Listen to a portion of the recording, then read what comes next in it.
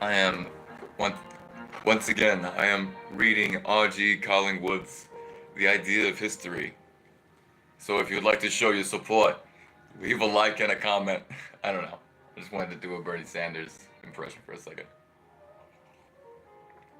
But I have the book right here, and I think we can read some really good stuff in this. But I digress. we are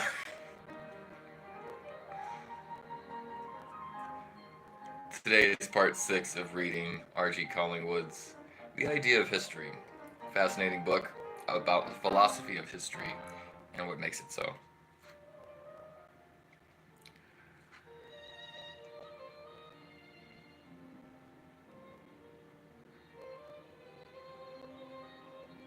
I'm trying to see where I left off.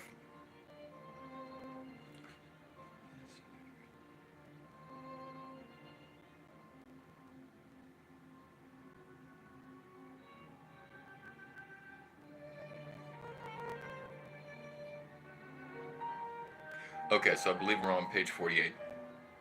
Sorry it took me so long. So I'm going to start from paragraph A in page 48. The introduction of Christian ideas had a threefold effect on the way in which history was conceived. A new attitude towards history grew up, according to which the historical process is working out not of man's purpose, but God's. God's purpose being a purpose for man, a purpose to be embodied in human life and through the activity of human wills. God's part in this working out being limited to predetermining the end and to determining from time to time the objects which human beings desire.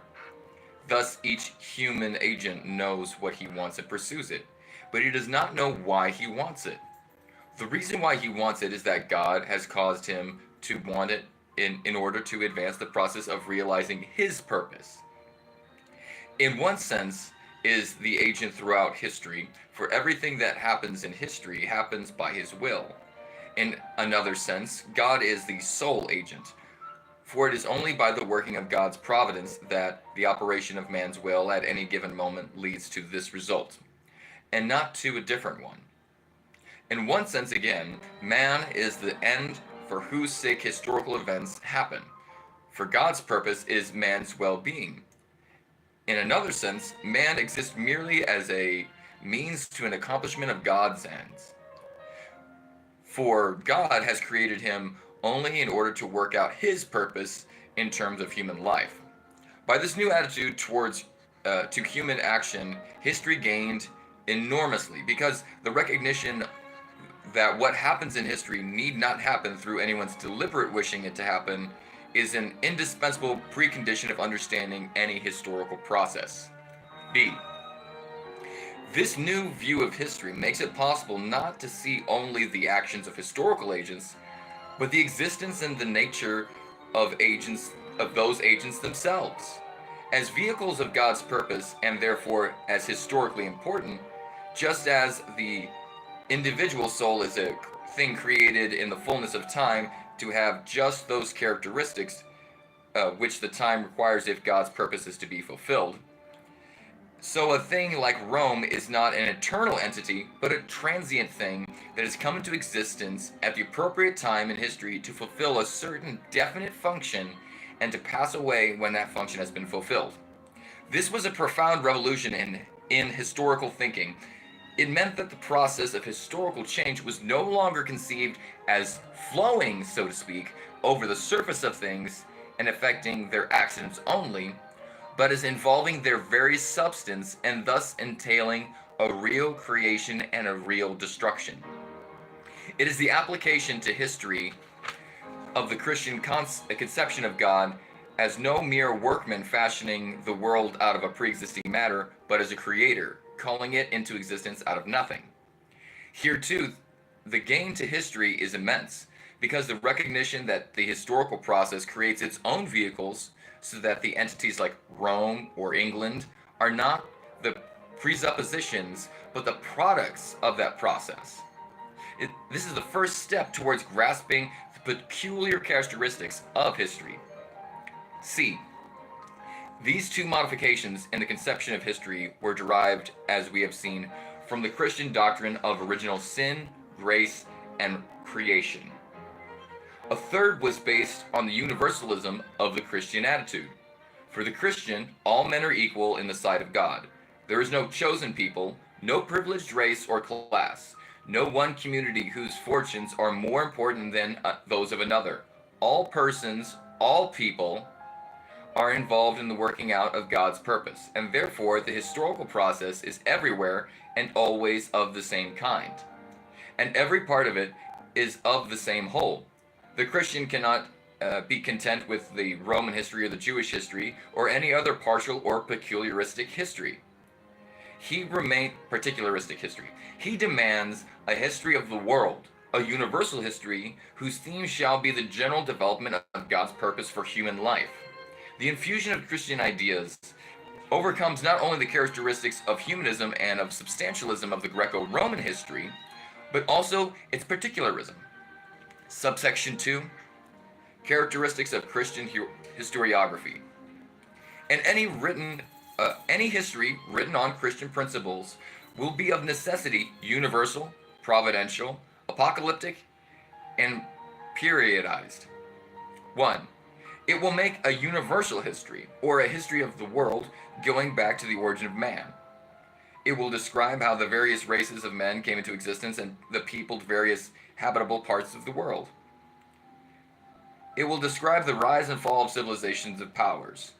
Greco-Roman ecumenical history is not a universal in this sense, because it is a particularistic center of gravity. It has a particularistic center of gravity. Greece or Rome is the center around which it revolves. Christian universal history has undergone a Copernican revolution, whereby the very idea of such a center of gravity is destroyed. 2. It will ascribe events not to the wisdom of their human agents, but to the workings of providence, preordaining their course. The theocratic history of the Near East is not a providential in this sense, because it is not a universal, but particularistic. The theocratic historian is interested in the doings of a particular society, and the God who presides over these doings is a God for whom that particularistic society is a chosen people. Providential history, on the other hand, treats history indeed as a play written by God, but a play wherein no character is the author's favorite character.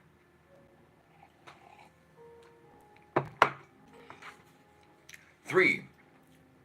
It will set itself to detect an intelligible pattern in this general course of events, and in particular it will attach a central importance in this pattern to the historical life of Christ, which is clearly one of the chief preordained features of the pattern.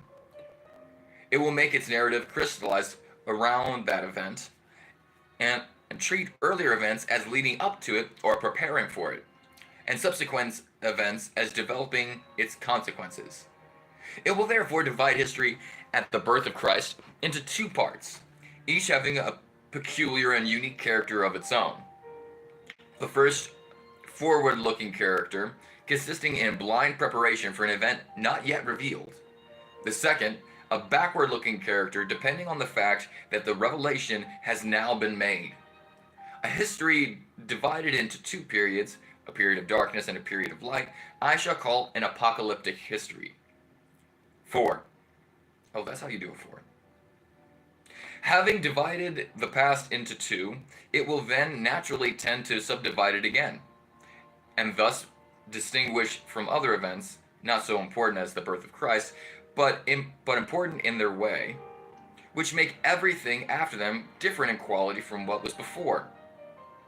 Thus history is divided into epochs or periods, each with peculiar characteristics of its own, and each marked off from the one before it by an event which was in the technical language of this historiography called epoch making. All these four elements were in fact consciously imported into historical thought by the early Christians. We may take Eusebius of Caesarea in the 3rd and 4th century as an example. In his chronicle, he set himself to compose a universal history where all events were brought within a single chronological framework. Instead of having events in Greece dated by the Olympiads, events in Rome were dated by consuls, and so on. This was compilation, but it was a very different thing from the compilations of pagan scholars under the late empire, because it was inspired by a new purpose. The purpose of showing that the events thus chronicled formed a pattern with the birth of Christ at its center.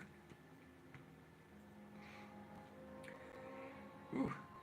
It was with this end in view that Eusebius composed another work called the so-called Praepartio Evangelica, in which he showed that the history of pre-Christian world could be regarded as a process designed to accumulate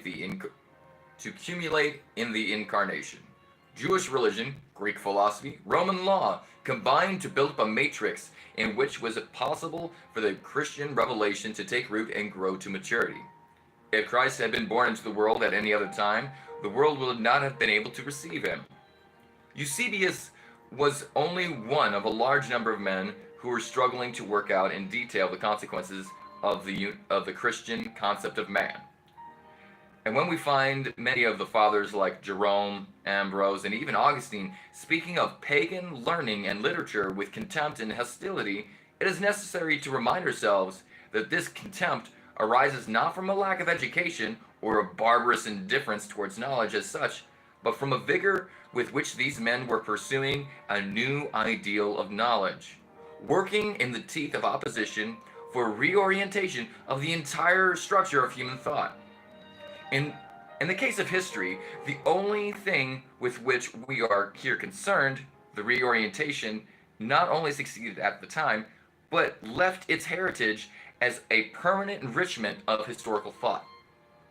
The conception of history as in the principle of history of the world, where the struggles like that between Greece and Persia, or between Rome and Carthage, are looked at impartially with an eye not to the success of one combatant, but to the upshot of the struggle from the standpoint of posterity, became commonplace.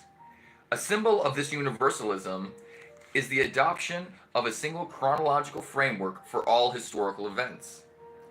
The single universal chronology, invented by Isidore of Seville in the 7th century and is popularized by the Venerable Bede in the 8th, dating everything forward and backward from the birth of Christ, still shows where the idea came from.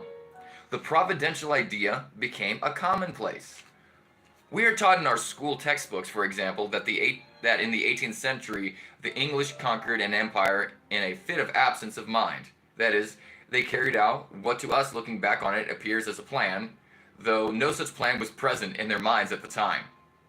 The apocalyptic idea became a commonplace, although the historians have placed their apocalyptic moment at all sorts of times. The Renaissance, the invention of printing, the scientific movement of the 17th century, the Enlightenment of the 18th, the French Revolution, the liberal movement of the 19th century, or even the Marxist historians in the future. That's now, because this was written in the 40s. And the idea of epoch-making events has become a commonplace. With it, the division of history into periods, each with its own peculiar character, all these elements so far in modern historical thought are totally absent from Greco-Roman historiography and were consciously and laboriously worked out by the early Christians. Subsection 3, Medieval Historiography. The medieval historiography, which devoted itself to the working out of these conceptions, is in one way a continuation of Hellenistic and Roman historiography. The method remains unchanged. The medieval historian still depends for his facts on tradition. He has no effective weapons for criticizing that tradition. He is on par with Livy and retains both the weakness of Livy and his strength. He has no means of studying the growth of the traditions that have come down to him or analyzing them into their various components. His only criticism is a personal, unscientific, unsystematic criticism, which often portrays him into what to us seems foolish credulity, And on the other side of the account, he often displays remarkable stylistic merit and imaginative power. For example, the humble monk of... Stop sniffing my feet, dude. What are you doing? Sorry, my cat's bothering me. I love her, but she annoys me sometimes. For example, the humble monk of St. Albans, who has left us the Flores Historium, ascribed to Matthew of Westminster, has told stories about King Alfred and the cakes, Lady Godiva, King Canute on the shore of Bosham, and so on. Many may be fabulous, but are imperishable gems of literature, and deserve no less than the history of Thucydides deserves to be cherished as... it's in Greek, I can't read it. But unlike Livy, the medieval historian treats his material from a universalistic point of view. Even in the Middle Ages, nationalism was a real thing. But an historian who flattered national rivalries and national pride knew that he was doing wrong. His business was not to praise England or France, but to narrate just a day. I think it's God's people. He saw history not as a mere play of human purposes, in which he took the side of his own friends, but as a process, having an objective necessity of its own, wherein even the most intelligent and powerful human agent finds himself involved, not because God is destructive and mischievous like in Herodotus, but because God is provident and constructive, has a plan of his own with which he will allow no man to interfere. So the human agent finds himself caught up in the stream of the divine purpose, and carried along with it, with or without his consent. History, as the will of God, orders itself, and does not depend on, for its orderliness, on the human agent's will to order it. Plans emerge and get themselves carried into effect, which no human being has planned. Even men who think they are working against the emergence of these plans are in fact contributing to them. They may assassinate Caesar, but they cannot arrest the downfall of the Republic. The very assassination adds a new feature to that downfall. Hence, the total course of historical events as a criterion which serves to judge the individuals taking part in it. The duty of the individual is to become a willing instrument for furthering its objective purpose. If he sets himself against it, he cannot arrest or alter it. All he can do is secure his own condemnation by it, frustrating himself and reducing his own life to futility. This is a patristic doctrine. The devil is defined by the early Christian writer Hippolytus as ho antitaton tos kosmikos. I wish you would just translate instead of just putting it in Greek for me, because I'm having a hard time reading this. Hey, what's up, Cash?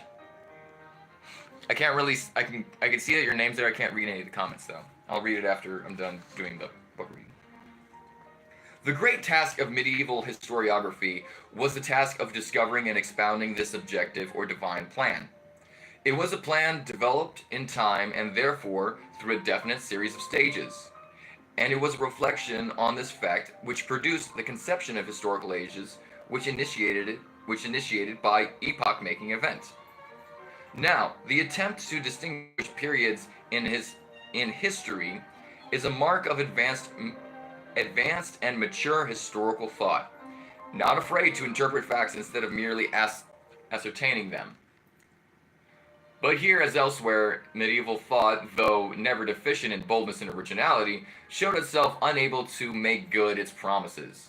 To illustrate this, I will take a single example of medieval periodizing. In the 12th century, Joachim of Flores divided history into three parts: the reign of the father, or the that is the pre-Christian age, the reign of the son, or the Christian age, and the reign of the Holy Ghost, which was to begin in the future. This reference to a future age betrays an important characteristic of medieval historiography. It challenged to explain how he knew that there was in history any objective plan at all, The medieval historian would have replied that he knew it by revelation. It was part of what Christ had revealed to man concerning God. And this revelation not only gave the key to what God had done in the past, it showed us what God was going to do in the future. The Christian revelation thus gave us a new view, gave us a view of the entire history of the world, from its creation in the past to its end in the future. And as seen in timeless and eternal vision of God, thus the medieval historiography looked forward to the end of history as something foreordained by God through revelation and foreknown to man.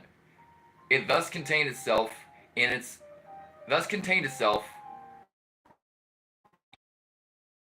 itself eschatology. Eschatology is always an intrusive element in history. The historian's business is to know the past, not to know the future. And when the historian claims to be able to determine the future in advance of what is happening, we may know with certainty that something has gone wrong with their fundamental conception of history. Therefore, or further, we may know exactly what it is that has gone wrong. What has happened is that they have split up a single reality of the historical process into two separate things, one which determines and one which is determined, the abstract law and the mere fact, the universal and the particular. They have hypostasized the universal into a false particular supposed to exist by itself and for itself. And yet, in that isolation, they still conceive it as determining the course of particular events. The universal, thus being isolated from the temporal process, does not work in that process. It only works upon it. The temporal process is something passive, shaped by a timeless force working upon it from without. Hence, because the force works in exactly the same way all the times, the knowledge of how it works now is a knowledge of how it will work in the future. And if we know how it has determined the flow of events at any one time, we thereby know how it will determine it any other, and therefore we can foretell the future. Thus, in medieval thought, the complete opposition between objective purpose of God and the subjective purpose of man, so conceived that God's purpose appears as an imposition of a certain objective plan upon history, quite irrespectively of man's subjective purpose, leads inevitably to the idea that man's purposes make no difference to the course of history, and that the only force that determines it is the divine nature. Hence, the divine nature being revealed, those to whom it is revealed by faith can see by faith what the future must be. This may seem to have affinities with substantialism, but it is quite different, namely transcendence. God in medieval theology is not a substance, but pure act. And transcendence means that the divine activity is conceived not as a working in and through human activity, but as a working outside of it and overruling it. Not immanent in the world of human action, but transcending that world. What has happened here is that the pendulum of thought has swung from an abstract and a one-sided humanism in Greco-Roman historiography to an equally abstract and one-sided theocentric view in medieval. The work of providence in history is recognized, but recognized in a way which leaves nothing for man to do. One result is that historians, as we have seen, fell into the error of thinking that they could forecast the future. Another result is that in their anxiety to detect the general plan of history, and that their belief that this plan was God's and not man's, they intended to look for the essence of history outside of history itself, by looking away from man's actions in order to detect the plan of God. And consequently, the actual detail of human actions became for them relatively unimportant, and they neglected that the prime duty of the historian, a willingness to bestow infinite pains on discovering what actually happened.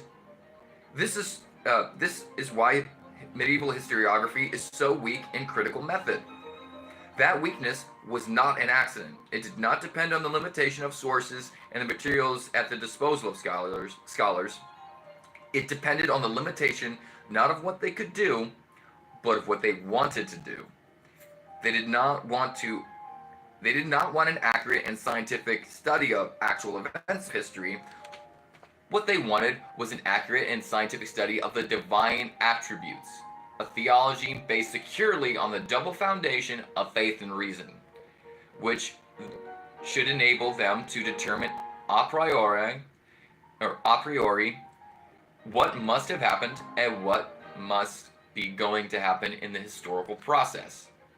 The consequence of this is that when medieval historiography is looked at from the point of view of a merely scholarly historian, the historian who cares nothing for except the accuracy and sorry, I'm going to reread that section. The consequence of this is that when medieval historiography is looked at from the point of view of a merely scholarly historian, the kind of historian who cares for nothing except accuracy and facts, it seems not only unsatisfactory, but deliberately and repulsively wrong-headed. The 19th century historians, who did in general take a merely scholarly view of the nature of history, regarded it with extreme lack of sympathy. Nowadays, we are less obsessed by the demand for critical accuracy and more interested in interpreting facts. We can look at it with a more friendly eye. We have so far gone back to the medieval view of history that we think of nations and civilizations as rising and falling in obedience to a law that has little to do with the purpose of human beings that compose them. And we are perhaps not altogether ill-disposed to the theories which teach that large-scale historical changes are due to some kind of dialectic working objectively and shaping the historical process by a necessity that does not depend on the human will.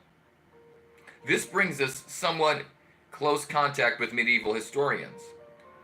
If we are to avoid the errors to which the ideas of their kind are liable, it is useful for us to study medieval historiography and see how that antithesis between objective necessity and subjective will lead to neglect of historical accuracy and betrayed historians into an unscholarly credulity and a blind acceptance of tradition.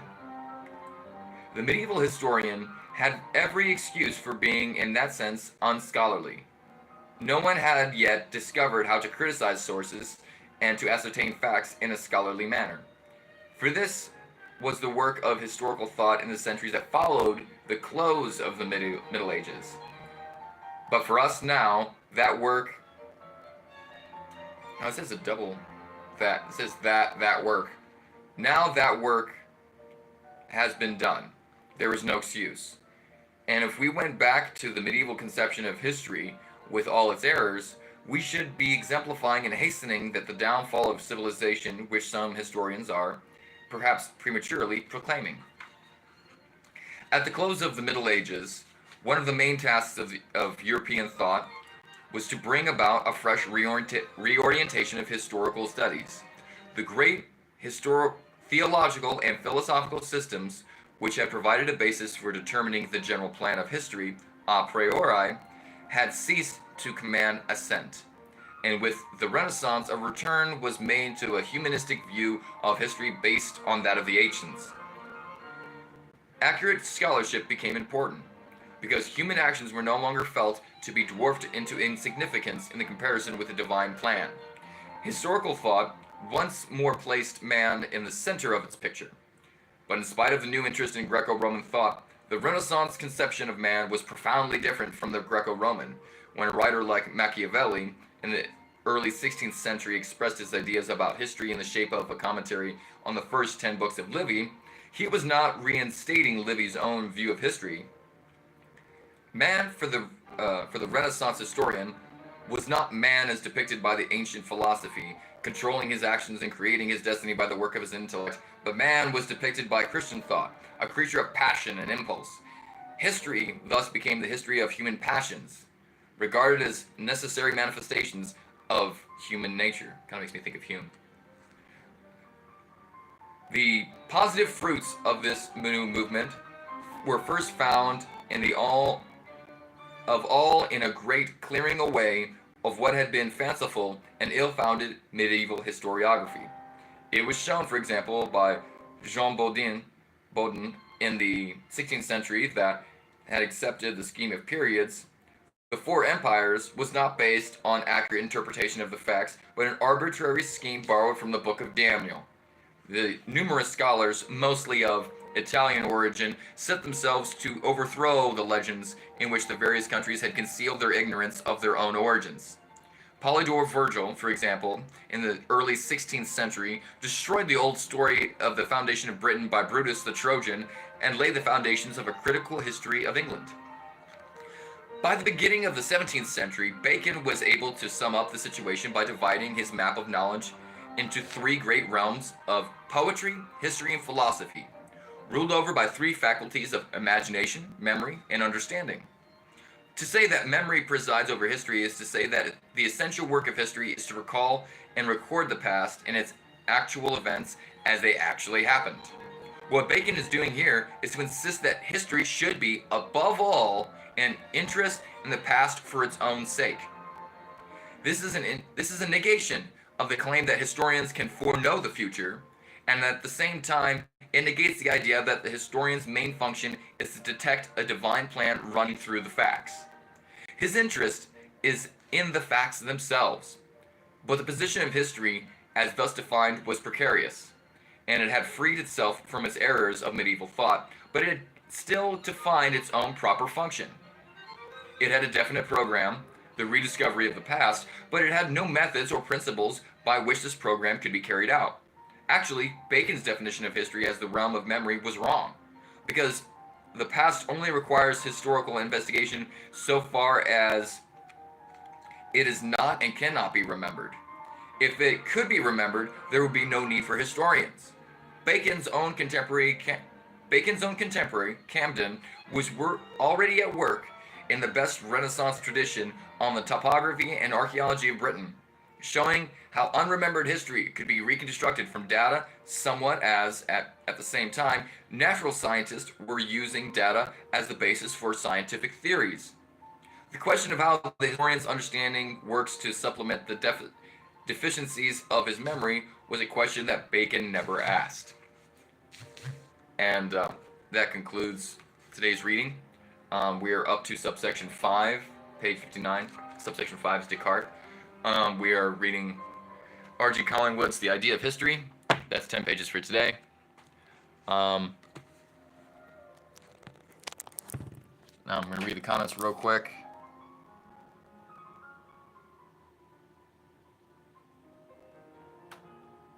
Oh, sorry, lines. The book is like 8 inches by 5 inches. 8:5 ratio. It's not that thick. I think it's about 300 pages. And we're 60 pages in. I am, to answer Mr. Benzine, I am neither. And to answer Michael Loya, the book is called The Idea of History. Hey, Amber. Oh, sorry, I didn't see all your little messages. I'm glad you enjoyed the stream. Thank you. And I do know Ligma. Ligma balls. Okay, I'll see y'all later. That wasn't answered, by the way, because I don't think that comments pop up when I put the streams on. But that was an answer to someone's thing. They asked me if I know Ligma, and I do know Ligma.